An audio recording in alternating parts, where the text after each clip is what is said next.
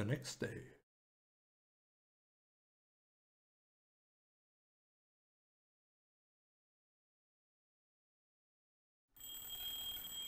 The ringing of 100 bells in my head, each one playing a different melody, announced the arrival of a new morning. Shut up! Thank you. Accompanying them was cheerful birdsong, the construction site a street over, the lively voices of street peddlers, the incessant hum of that god-forsaken fan, and nearby disgruntled grunts. An icy glare from 2 giant green eyes, puffed out cheeks, and 2 red pigtails. Wait, this already happened before. I jumped out of bed, gave Himitsu a dumbfounded stare, and blurted out, "What's the date today?" "Tuesday," she replied, frightened. "What's wrong?" "Tuesday, eh? Alright then, let it be Tuesday." I carefully looked around my room.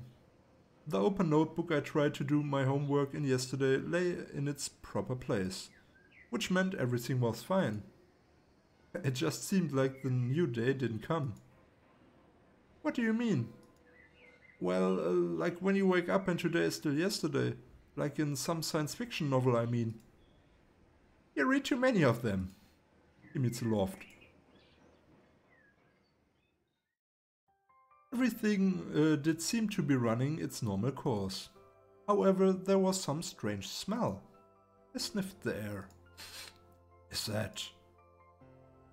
"Yes, well, I made breakfast early today." A big pot of borscht stood on the table. Stood? Ja, mei. Stood on the table. Jesus, but why? "Didn't you ask for it yesterday?" "No, I didn't. I simply mentioned it in passing. It was a joke anyway." "Well, you know what?" She said threateningly. "Now you'll have to eat this joke." Soup for breakfast is, of course, unorthodox. And Himitsu outdid herself. I wondered if yesterday I mentioned faux grace with Chateau Margaux 1978, would all of this have been waiting for me on the table as well? In any case, the borscht turned out to be quite tasty. Although it hadn't been made according to the traditional recipe, of course. "Well," Himitsu was sitting across from me, looking at me intently. "And why are you eating? Why aren't you eating?" "I'm waiting for you to say something here." "Oh yeah, sorry, it's very tasty." "Really?" She didn't believe me. Yes, really. Why should it be otherwise?" Himitsu tasted her borscht. "It is, and don't you dare complain about what I'm cooking again." "When did I ever complain? You simply don't understand my jokes." "I understand everything." It seemed like cheerful, meaningless banter, but she did not appear to be her usual self. Even every so often, a sad expression would cross her face. Did something happen? "No, what about you?"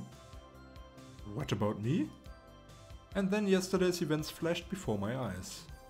The surprise awakening and the borscht distracted me, and I didn't immediately remember Catherine or the note. Everything's alright, just a bit unexpected. "Don't worry, I'm going to be fine."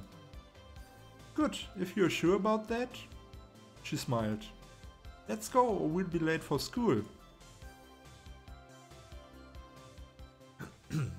Back to school. We only exchanged a couple words along the way. There was simply nothing to talk about. I didn't want to tell Himitsu about the note yet, and I doubt anything I didn't want to tell Himitsu about the note yet, and I doped anything noteworthy enough to tell me has happened to her during the night. We could have made talk, of course, but this was not up my alley. Finally, we reached the school. "No incidents today, I hope." I hemmed. "Alright, see you." "Don't sleep in class." Himitsu smiled and headed for her classroom.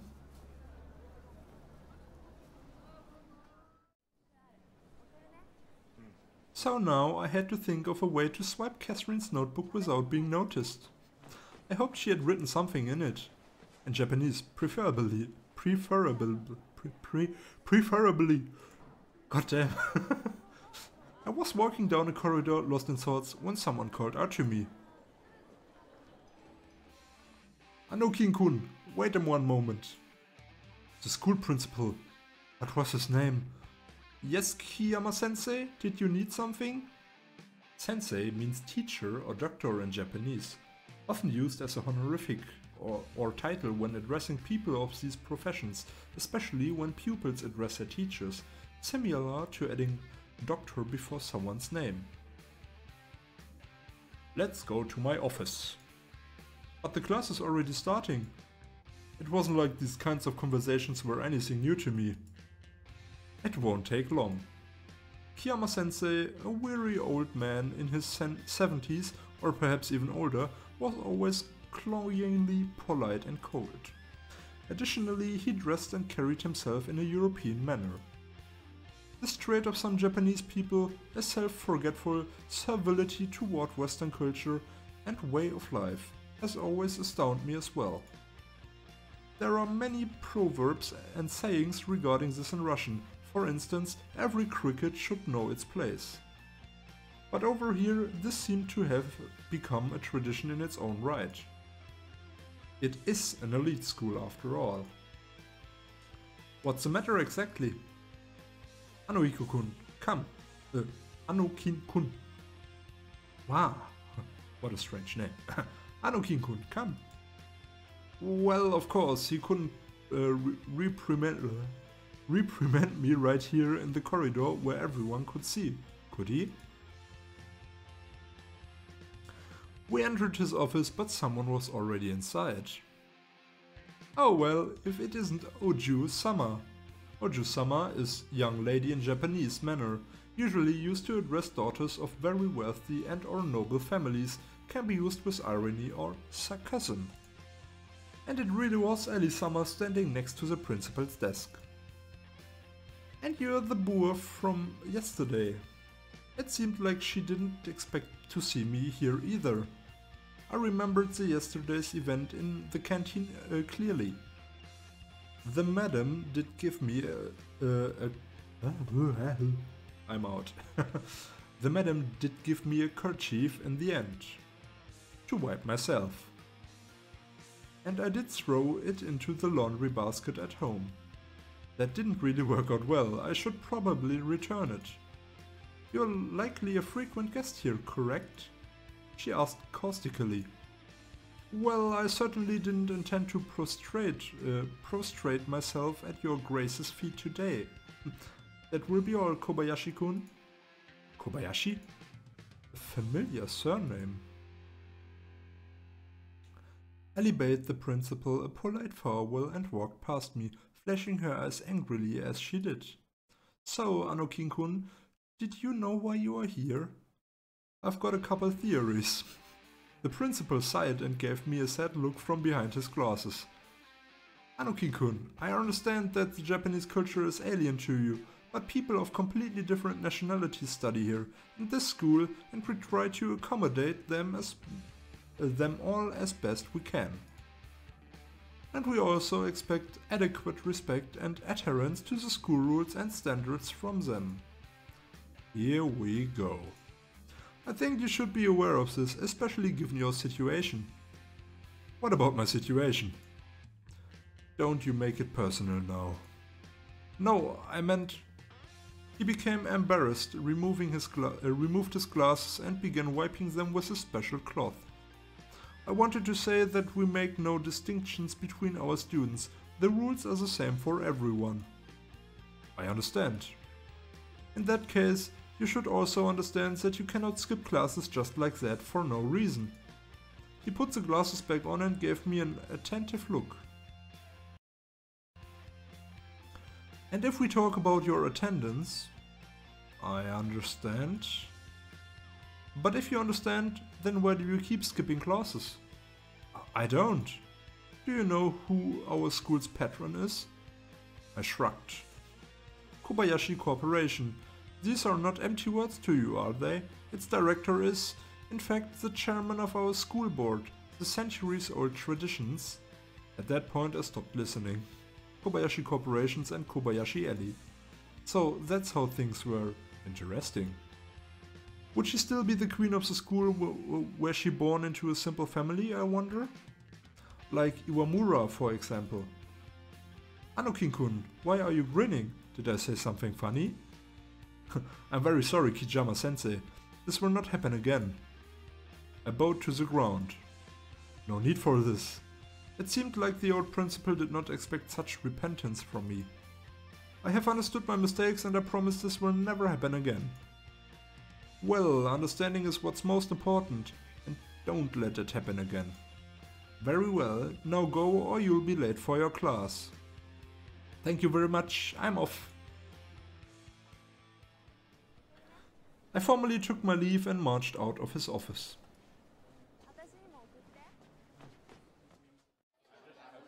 So why didn't you tell me that your Elisama is a Kobayashi?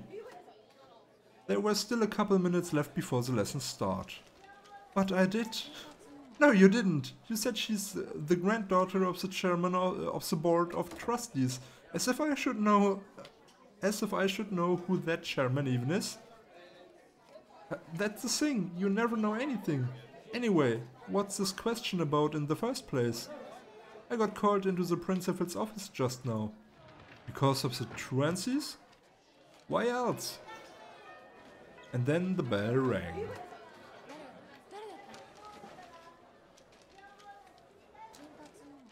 I completely forgot about Catherine. She was sitting behind me, so it was difficult to watch her through the entire class. Was she writing something or not? And how could I take her notebook unnoticed? Strangely, I wasn't nervous at all. The night had brought order to my thoughts, and I found the entire situation more interesting than a cause for any real concern. The bell finally rang. Catherine stood up and left the classroom. Here was my chance. I slowly approached her desk, trying to look as inconspicuous as I could. I glanced around. My classmates were all minding their own businesses. I leaned down, opened the notebook, flipped through the pages. No, the handwriting was totally different. But how and why? I did have problems with Japanese hieroglyphs, of course, but this was something else entirely. The note from yesterday was clearly written by a different person. Anokin-kun! I stood at attention. Caught, exposed, defamed. Go to the teacher's room with Iwamura-kun and bring the printouts from the next lesson. That was close. I looked at Iwamura. She stood with an indifferent air around her, staring out the window. Right now I had a single desire, to get out of the classroom as quickly as possible. Hi, so let's go? I can go alone. She didn't even look in my direction. But we were sent together. I manage alone. In any other situation I would have gladly agreed with her. Listen, I understand, really, but I've already been to the principal's today and I have no desire to go back there. As you wish. Iwamura shrugged and headed towards the door.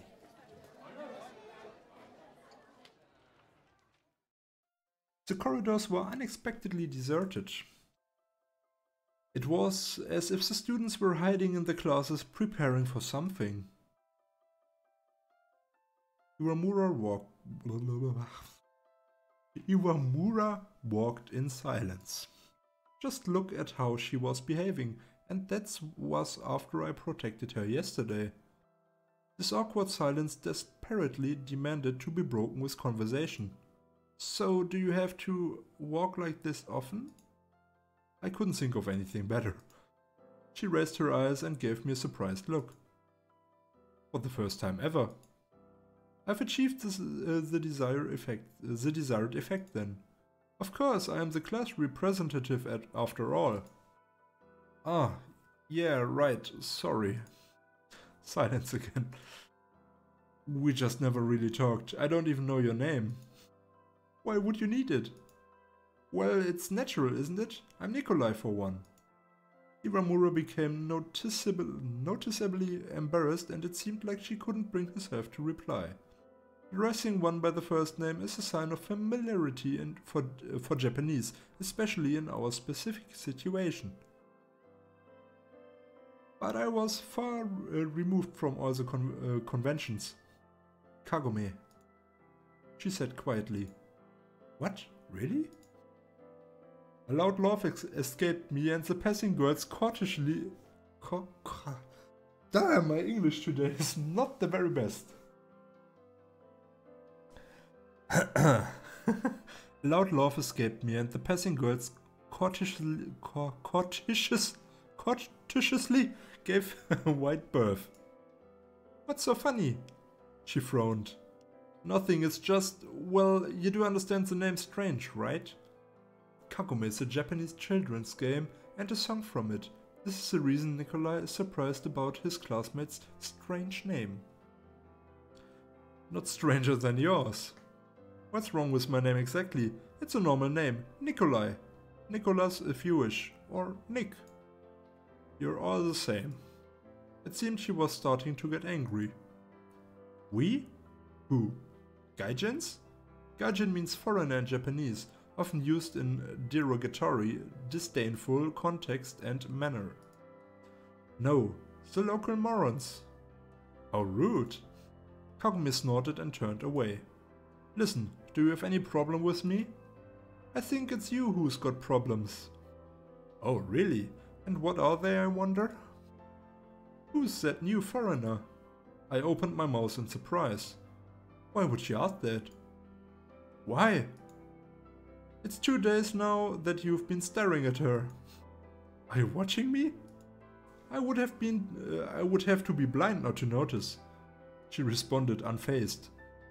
This is none of your business anyway. Of course it isn't. Kagome grinned. But my life is not your business either, so why are you meddling? She had a point, in a manner of speaking. Ah, nice. Whoa.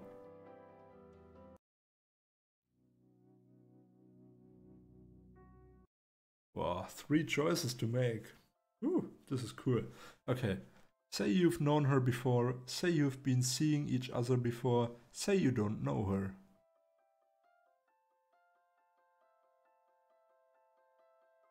Okay. Huh. Interesting. Huh. This is an interesting choice. Yeah, I've known her before, that's right. You've been seeing each other before, so that means we dated, or? And say you don't know her, that would be a lie. Huh. Huh. I'll go with the middle one. Say you've been seeing each other before. We were in a relationship before. Kagome's expression turned mysteriously, but she remained silent. Why did you even start talking about her in the first place? It's not every day that we have a new student in our class, and such a striking foreigner at that. I'm a foreigner too, you know. She expressly looked me up and down, snorted and said, "Yeah, sure. I knew it. Wrong features for a Japanese, but now I was even being refused to the title of an honest gaijin. Are you always like that?" I was starting to lose my temper. We've arrived. Wait here. Hey. How timely, as soon as I opened my mouth. Kagome entered the teacher's room and almost immediately came back out with a big pile of papers. Carry it. What? All of it? I was going to be uncomfortable to carry no matter how you'd look at it. Maybe we'll split it in half? But you volunteered to go with me yourself. No, I didn't. The teacher sent me, if you recall. Alright, give it here. Kagome attempted to take all of the papers from me at once. Oh no, this won't work either. Which of us would end up looking more pitiful in this situation? Wounded pride was propelling me forward, and so the return trip was much faster.